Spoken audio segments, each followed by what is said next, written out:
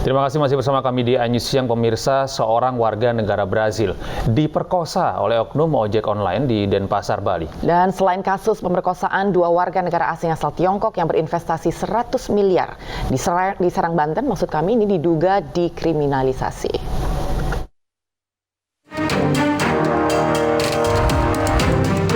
Inilah pelaku yang berprofesi sebagai ojek online yang diduga meludah paksa seorang warga negara Brazil yang berinisial GWL berusia 26 tahun. Meludah paksa terjadi pada 7 Agustus 2023 lalu di sekitar Pantai Nyang-Nyang, Jimbaran Kuta Selatan, Badung, Bali. Kejadian berawal saat korban hendak pulang ke villa tempatnya menginap dengan memesan ojek online. Dalam perjalanan, terduga pelaku meludah paksa korban sebelum tiba di lokasi tujuan.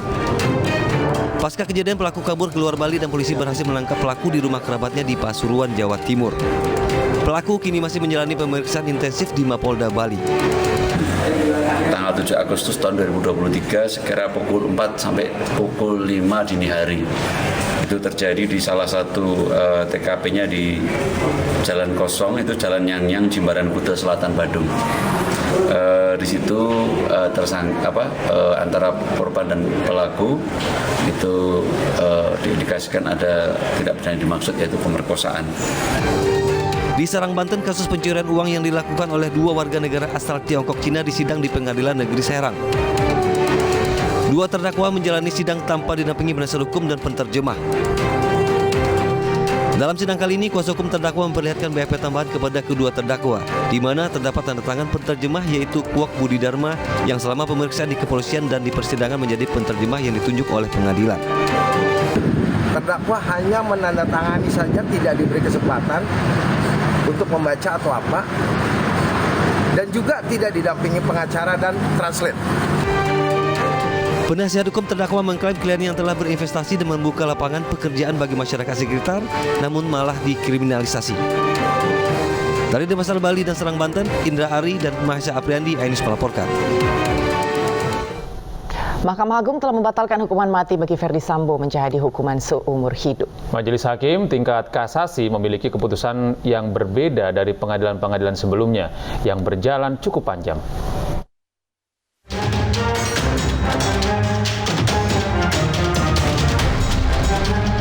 Belum hilang dari ingatan kasus pembunuhan berencana terhadap Brigadir Nofriansah Yosua Huta Barat yang diotaki Ferdi Sambo membuat heboh rakyat Indonesia. Demi persidangan dihadapi mantan Jenderal Bintang 2 Polri ini hingga akhirnya vonis pun dijatuhkan. Ferdi Sambo dihukum mati untuk kasus pembunuhan berencana anak buahnya.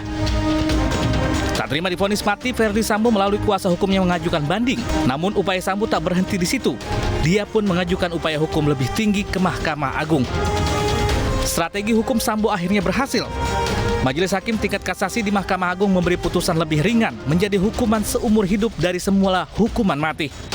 Terdakwa Ferdi Sambo SH SIK MH, putusan PN pidana mati, putusan PT menguatkan, pemohon kasasi diajukan oleh penuntut umum dan terdakwa.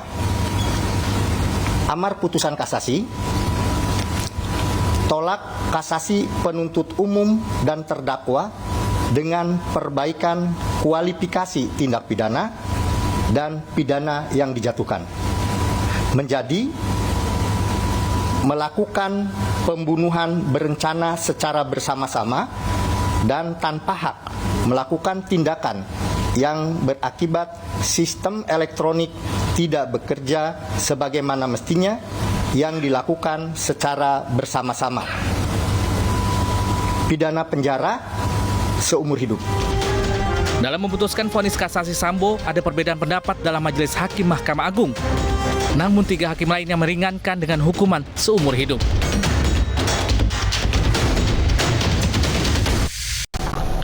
Sementara itu, Menko Polhukam Mahfud MD menekankan bahwa putusan kasasi ini bersifat final. Mahfud juga meminta tidak ada permainan hukum demi mendapatkan remisi atau pengurangan hukuman bagi keempat terpidana.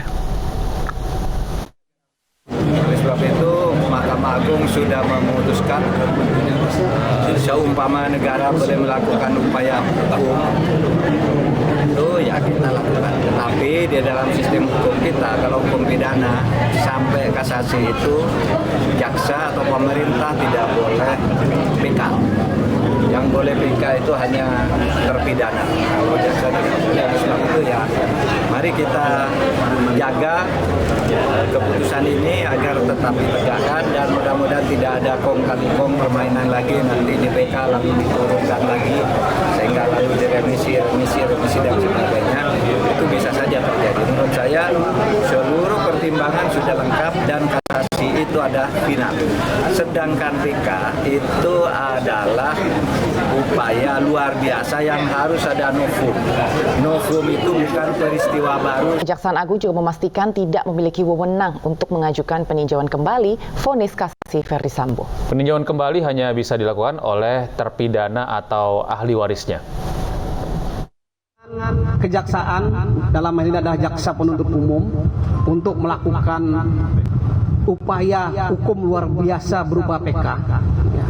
Sejak tanggal 14 April 2023 sudah dianulir oleh Mahkamah Konstitusi dengan putusan nomor 20 tahun 2023 sehingga kita tidak mempunyai kewenangan lagi untuk melakukan PK dalam perkara tindak pidana.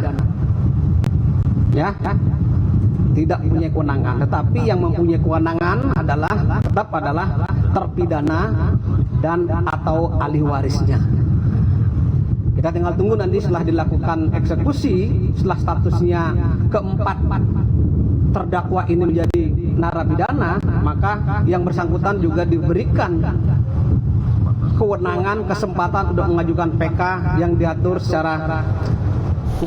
Orang tua Sultan Rifat korban kabel semrawut melaporkan Bali Tower ke Polda Metro Jaya. Ya, ini yang akan segera kembali pemirsa, tetap bersama kami.